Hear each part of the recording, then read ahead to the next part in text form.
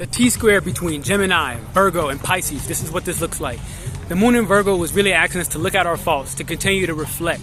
Now we got Saturn in the mix, and it's always going to be involved with authority as well as just power and following the rules. Even though Pisces really likes to blur outside the lines, the square to Gemini and the Sun is actually checking us with just pure, playful data and say, look, over time you've collected a certain amount of emotional understanding.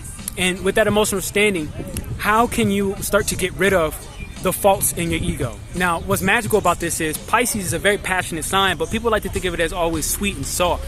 But understand there's that other side that says, look, your emotions are your emotions. So your emotional response is your emotional response.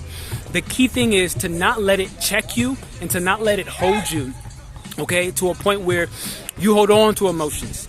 Because Pisces is getting ready to die. Always remember that. So you don't want to be the one holding on to grievances, but that does not mean that you can't live a life passionately. So I have the example here where I'm playing basketball. You see it in the background. And it's like they love to play with the rules, okay? There's no real refs out here. You got to call your own stuff and you got to stick up for it.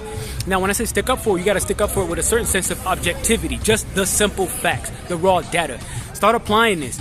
This T-square is forcing us to start to actually get rid of the faults and the mistakes within our ego. We're literally fault finding. And there's an energy that says, look, I'm failing. And when you recognize that, understand that it's not a failure, it's just a room for improvement that is asking to be checked.